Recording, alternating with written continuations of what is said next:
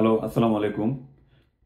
আহ, ভাই বোন বন্ধুরা, আশা করি আপনারা সবাই ভালো ছিলেন, ভালো আছেন এবং ভালো থাকবেন, এই শুভকামনা আপনাদের জন্য।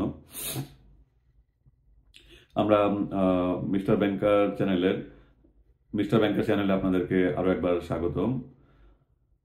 আমাদের সিবিসিএস সিরিজের ইউসিবি 600 নিয়ে আমাদের যে ডিসকাশন চলছিল, আজ আমরা তার আহ, আরেকটা আর্টিকেল নিয়ে ডিসকাস করব। আজকের আমাদের আর্টিকেল হচ্ছে ইউসিবি 600 আর্টিকেল 3 ইন্টারপ্রিটেশনস।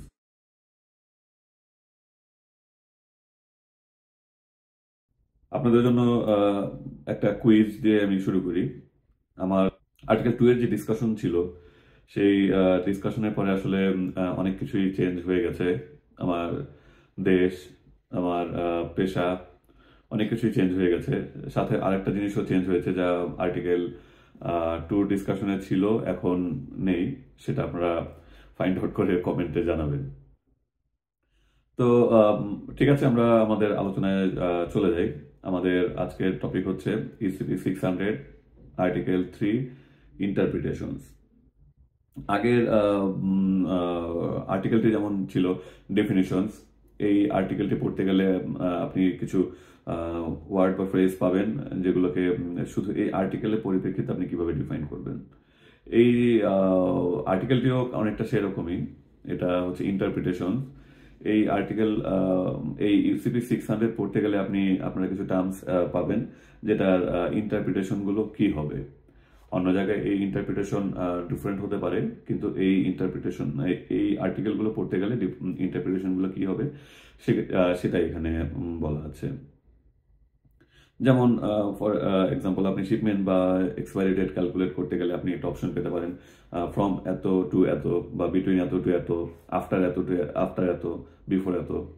তো স্বাভাবিকভাবে বিফোর, আফটার বা ফ্রম এর কিছু অর্থ আমরা জানি, বা আমরা অভ্যস্ত এই শব্দগুলোর সাথে।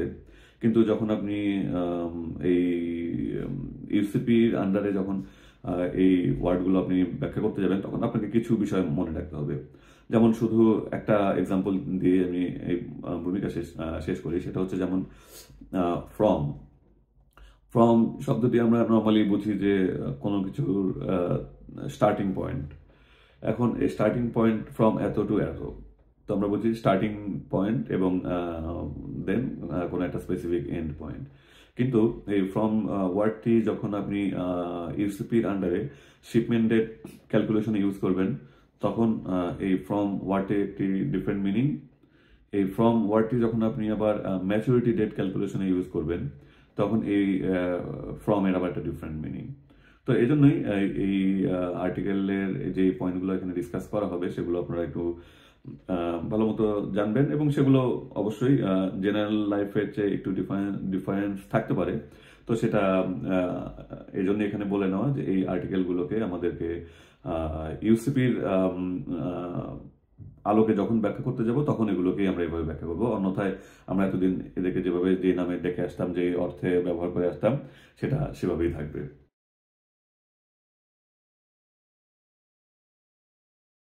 প্রথমে একটি ডিসক্লেমার আছে, আগের ক্লজেও আর্টিকেলও যেমন ছিল, for the purpose of those rules. এটা অবশ্য বাই দিস টাইম আপনারা জানেন বা বুঝে ফেলেছেন। এই ইন্টারপ্রিটেশন গুলোকে এখানে 12টার মতো প্যারা আছে, 12 ধরনের আলাদা আলাদা টপিক নিয়ে আলোচনা করা আছে। খুব মেজর কিছু না, আবার লেস ইম্পর্টেন্টও বলার সুযোগ নেই, কারণ ইউসিবির প্রতিটা আর্টিকেল ইম্পর্টেন্ট।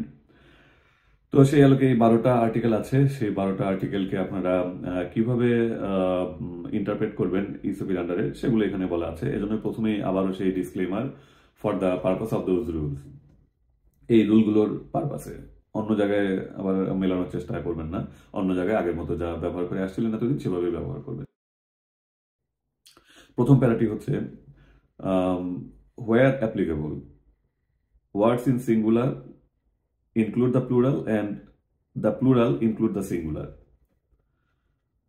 এখানেও আবার কিন্তু আরেকটা ডিসক্লেমার, হোয়ার অ্যাপ্লিকেবল, এই কথাটা আপনাকে মনে রাখতে হবে। মূল কথা হচ্ছে যে ইউসিপিতে জেনারেলি খুব বেশি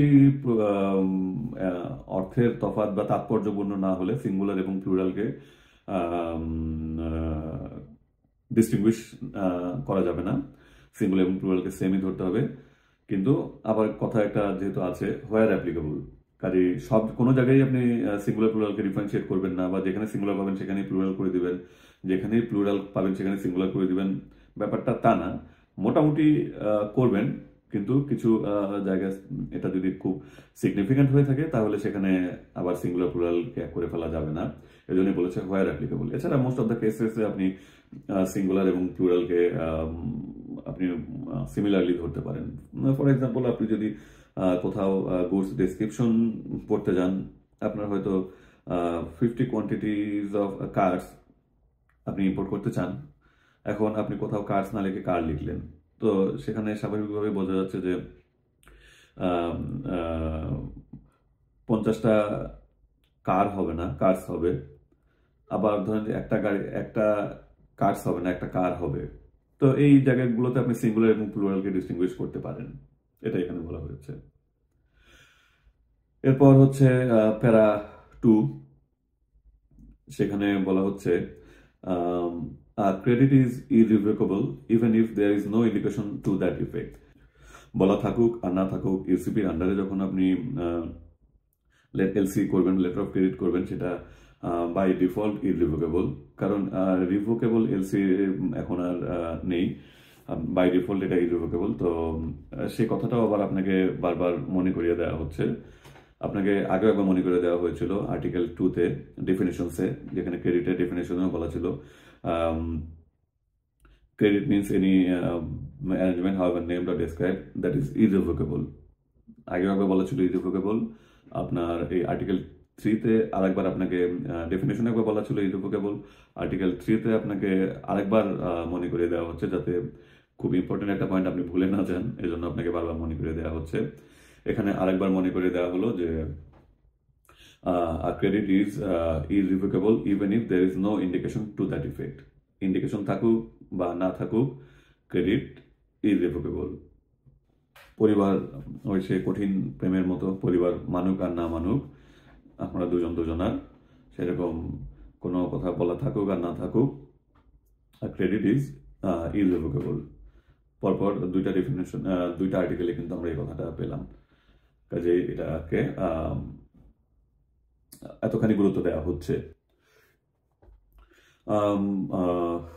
প্যারা 3, প্যারাগ্রাফ 3-তে ডকুমেন্টের সিগনেচার প্রসঙ্গ নিয়ে বলা আছে।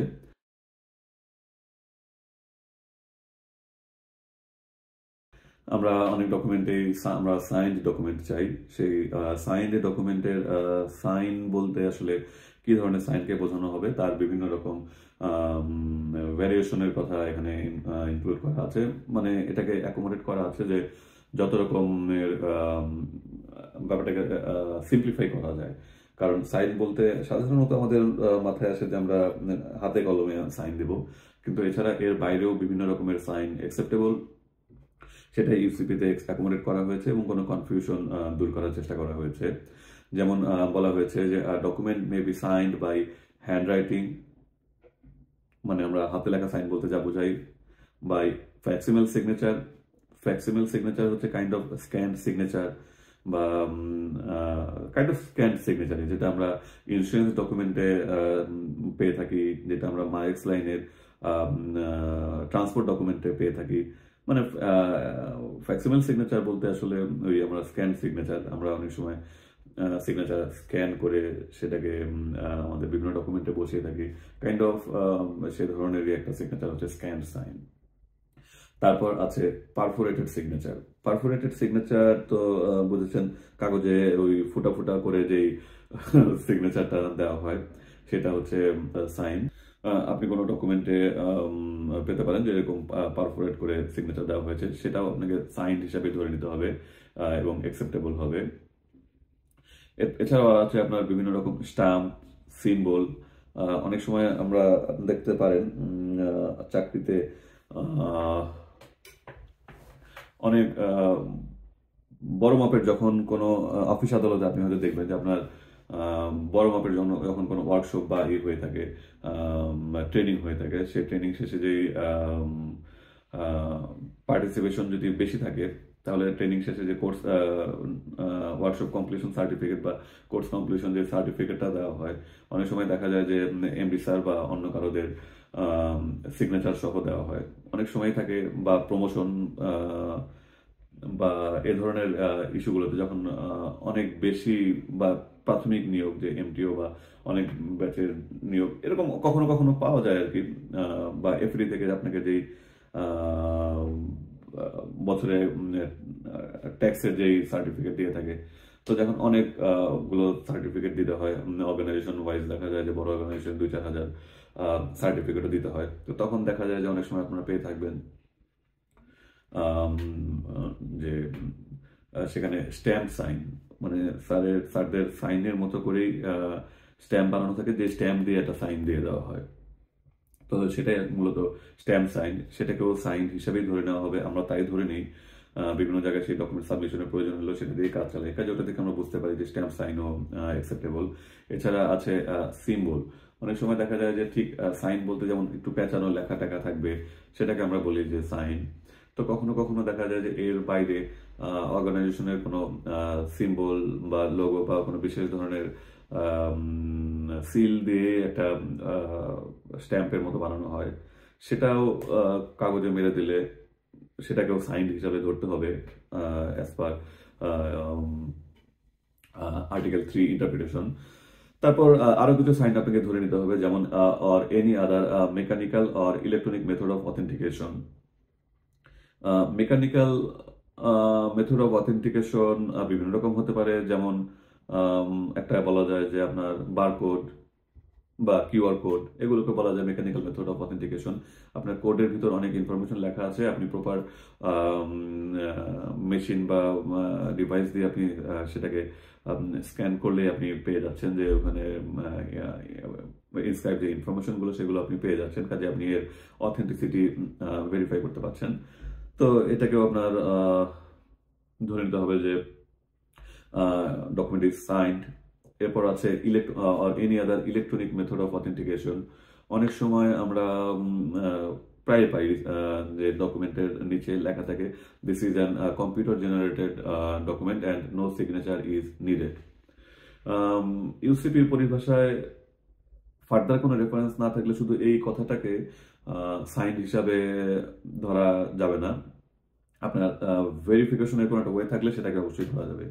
যেমন অনেক সময় বলা থাকে যে দিস ডকুমেন্ট ইজ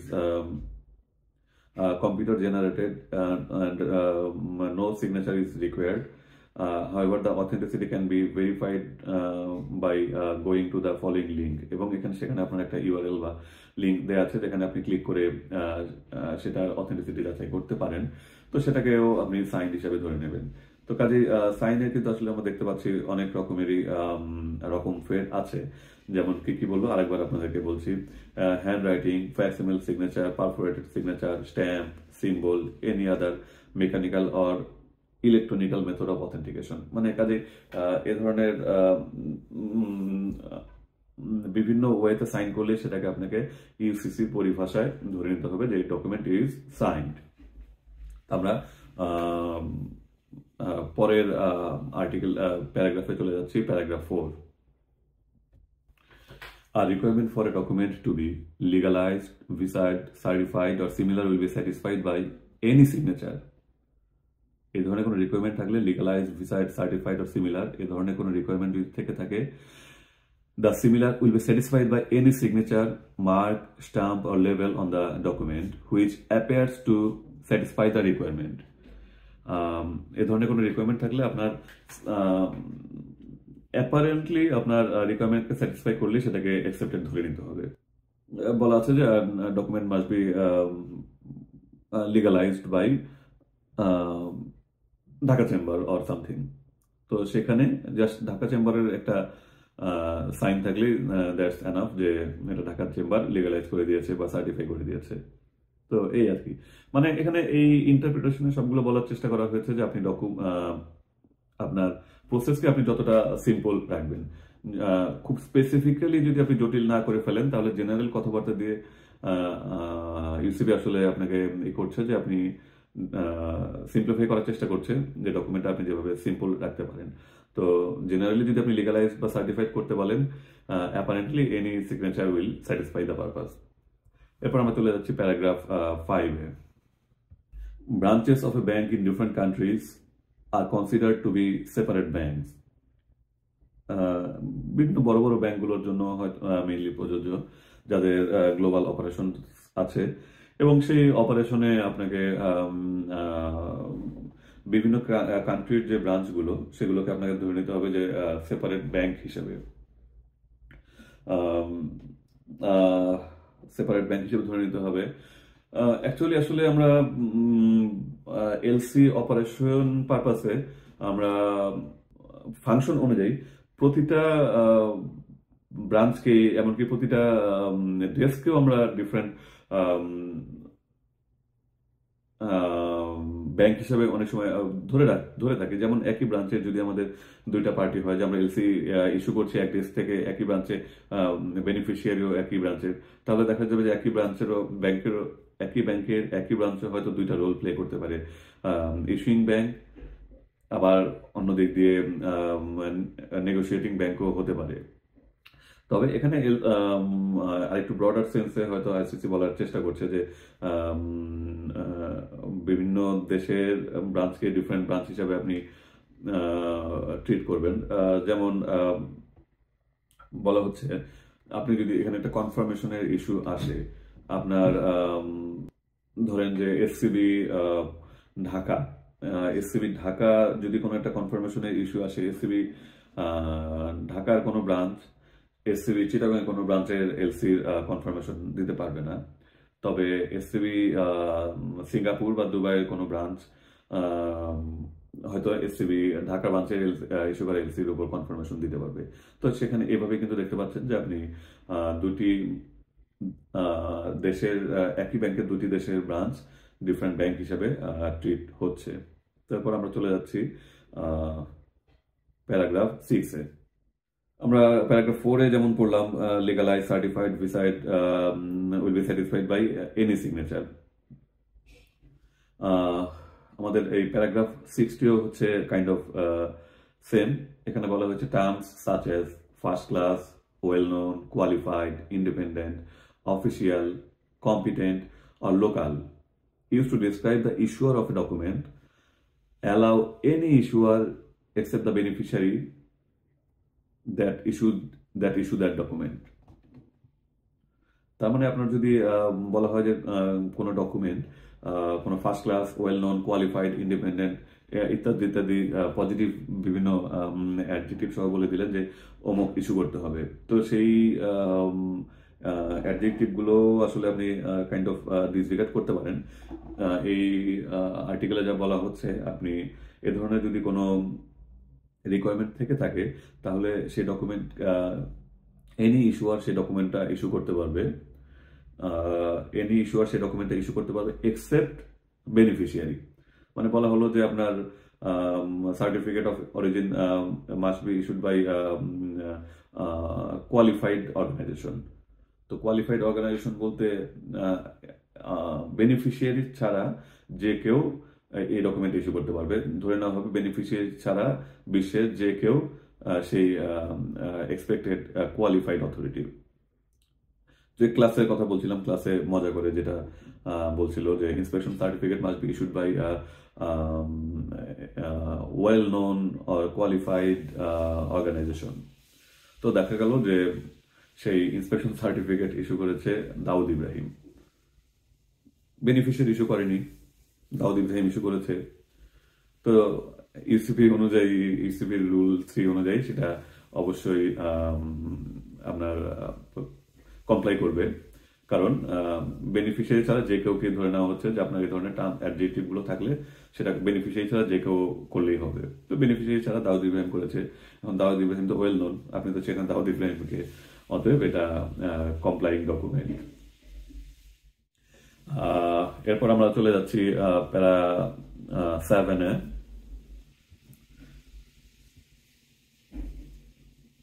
প্যারা 7 হচ্ছে unless required to be used in a document, words such as prompt, immediately or as soon as possible will be disregarded. এটাও কিন্তু সেই প্যারা আমাদের 3, 6 বা ওগুলোর মতোই সিম্পলিফিকেশনের চেষ্টা করা হয়েছে বিভিন্নভাবে। কোনো ডকুমেন্টে ইউজ করা ছাড়া, unless required to be used in a document, এই জিনিসটা আবার সেই disclaimer, unless required to be used in a document, যদি ডকুমেন্টে কোনো কারণে বিশেষভাবে ইউজ না করতে হয়, এছাড়া জেনারেল পারপাসে যদি বলা হয় তাকে prompt, immediately, as soon as possible will be ডিসরিগার্ডেড, এই ধরনের কথাগুলোর অন্য কোনো মিনিং থাকবে না, আপনি ডিসরিগার্ড করতে পারেন। কিন্তু যদি ডকুমেন্টে স্পেসিফিক্যালি উল্লেখ থাকতে হয় তখন এই কথাগুলোর মিনিং থাকতে হবে। যেমন অনেক সময় আমরা ডকুমেন্ট চেয়ে থাকি যে non-negotiable document to be sent to the beneficiary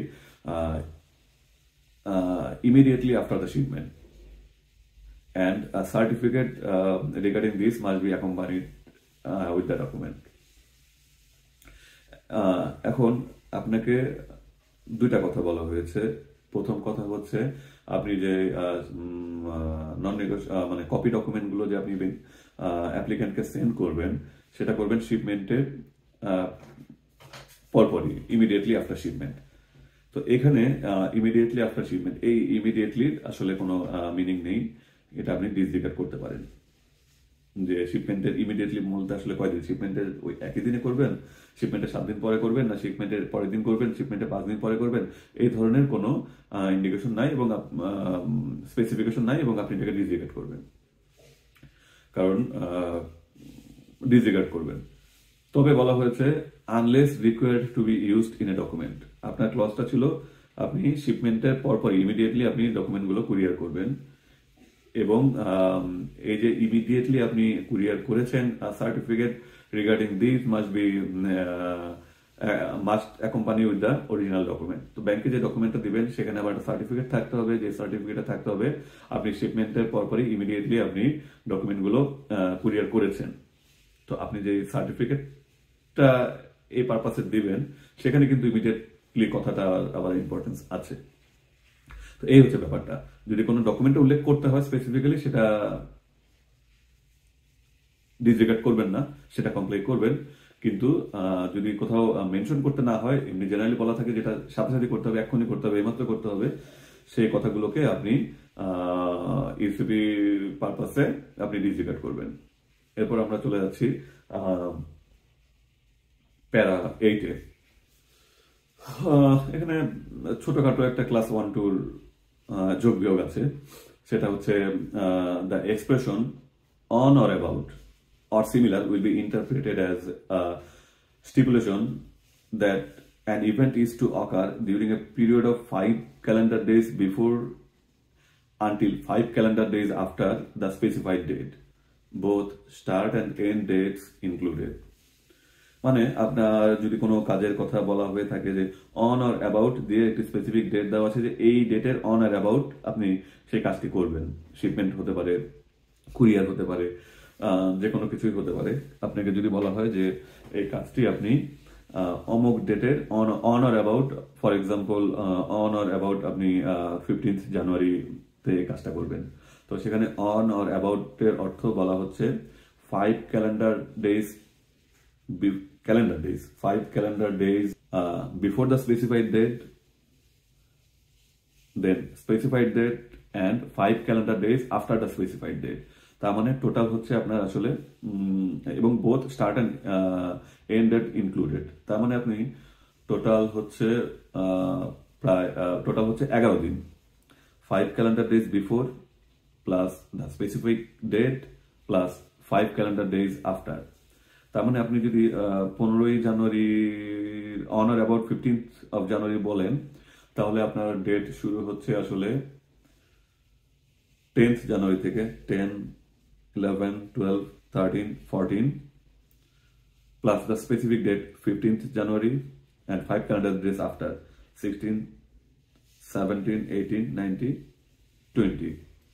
তার মানে আপনার হচ্ছে 10th জানুয়ারি থেকে 20th জানুয়ারি পর্যন্ত আপনি কিন্তু মোট 11 দিন পাচ্ছেন on or about or the similar, এই ধরনের কোনো এক্সপ্রেশন থাকলে আপনি টোটাল স্পেসিফিক ডেটের আগে পরে 5 দিন মিলে টোটাল 11 দিনের মতো আপনি একটা পিরিয়ড পাচ্ছেন। তো আমরা এরপর চলে যাচ্ছি আমাদের পরবর্তী টপিকে। প্যারা প্যারা 9টা একটু আপনাকে মনে রাখতে হবে। এখানে 6-7টা মতো ওয়ার্ড দেওয়া আছে। এই ওয়ার্ডগুলো থাকলে আপনি শিপমেন্ট এবং এক্সপায়ারি ডেট কিভাবে ক্যালকুলেট করবেন এবং ক্যালকুলেট করার সময় স্টার্টিং ডেট বা ইন ডেট ইনক্লুড করবেন না এক্সক্লুড করবেন, এই ধরনের কিছু আলোচনা আছে। এটা একটু মনোযোগ দিয়ে শুনতে পারেন। প্রথমে আমি প্যারাটা পড়ছি, মনোযোগ দিয়ে শুনতে পারেন এই প্যারাটা। The words to, until, till, from, between, etc. এই 5টা when used to determine a period of shipment include the date or dates mentioned, and the words before and after exclude the date mentioned. এই প্যারা এবং পরের প্যারা মিলে আমার কনফিউশনটা আছে। দুইটা প্যারা মিলে আপনি একবার একটু মনোযোগ দিয়ে শুনতে পারেন। তো এখানে বলা হচ্ছে to, until, till, from, between, before, after. এখানে 7টা ওয়ার্ড বলেছে এবং এখানে ক্যালকুলেশন করছি আমরা। এই প্যারাতে ক্যালকুলেশনে বলা হয়েছে আপনার শিপমেন্ট, পরেরটায় পাবো আমরা ম্যাচুরিটি। তো শিপমেন্ট ক্যালকুলেশনের সময় কি হবে, ম্যাচুরিটি ক্যালকুলেশনের সময় কি হবে এবং কোন ওয়ার্ড থাকলে কি হবে, এই বিষয়গুলো একটু মনোযোগ দিয়ে শুনুন। 7টা ওয়ার্ডের মধ্যে আপনার বিফোর আর আফটার, সেটা শিপমেন্ট ক্যালকুলেশনেই হোক আর ম্যাচুরিটি ক্যালকুলেশনেই হোক, বিফোর আর আফটার থাকলে always the dates should be excluded. Before এবং আফটার থাকলে ডেটটা এক্সক্লুড হবে, যে ডেটটা বলা হবে। আর to, until, till, from, between এই ওয়ার্ডগুলো থাকলে শিপমেন্ট ডেটের সময় আপনাকে ইনক্লুড করে নিতে হবে। বিফোর আফটার থাকলে এক্সক্লুড, আর বিফোর আফটার থাকা ছাড়া অন্যগুলো শিপমেন্ট ডেট ক্যালকুলেশনের সময় ইনক্লুড। তো পরের প্যারাটা আমরা একবারে পড়ে জাস্ট একটা পয়েন্ট বলবো, সেটা মনে রাখলে আপনার আশা করি কনফিউশন থাকবে না। এরপরে প্যারা 10 হচ্ছে the words from and after when used to determine a maturity date exclude the date mentioned. তো আমরা আগেরটাই শুনলাম শিপমেন্টের সময় বিফোর আর আফটার থাকলে হচ্ছে সেটাটা এক্সক্লুড করব। ম্যাচুরিটির সময় হিসাবে দেখছি ফ্রম এবং আফটার থাকলে এক্সক্লুড করব।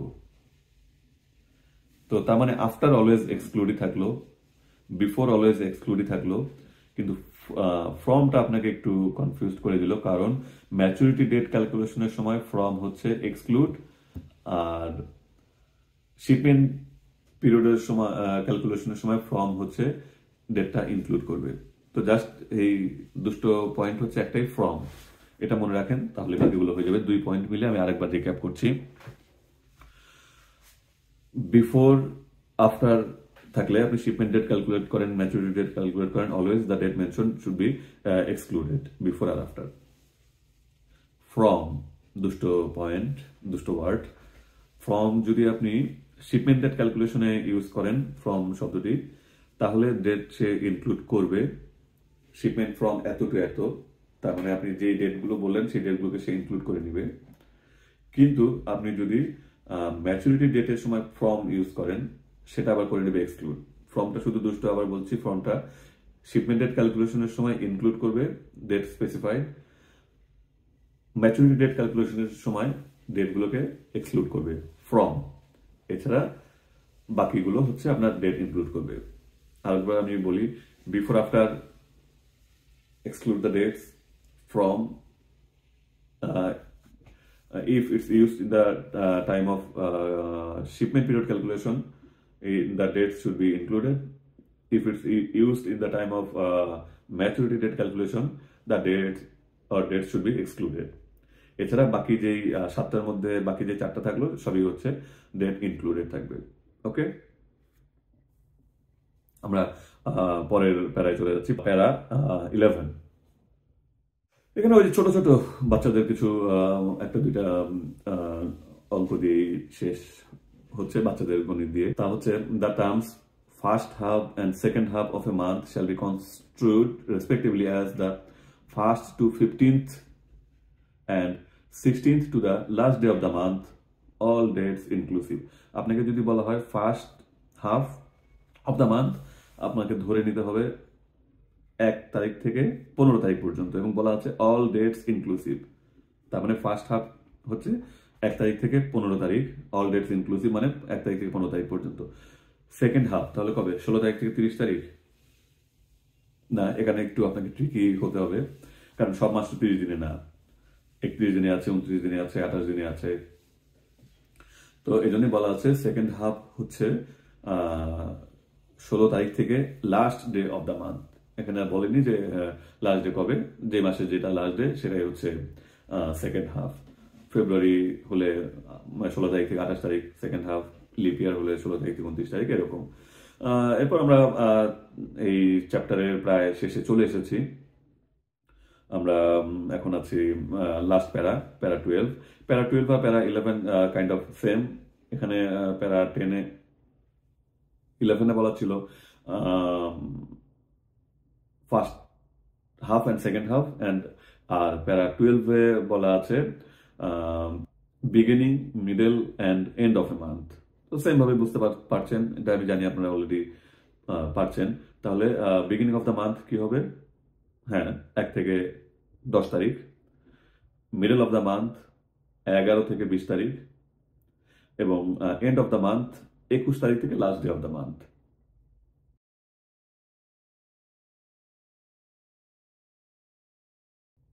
তো এই হচ্ছে আমাদের আজকে আলোচনা ছিল। আসলে আলোচনা খুব বিশেষ কিছু না, পড়লে আপনারাও পারবেন, বা আপনারা অলরেডি পারেন আমি জানি।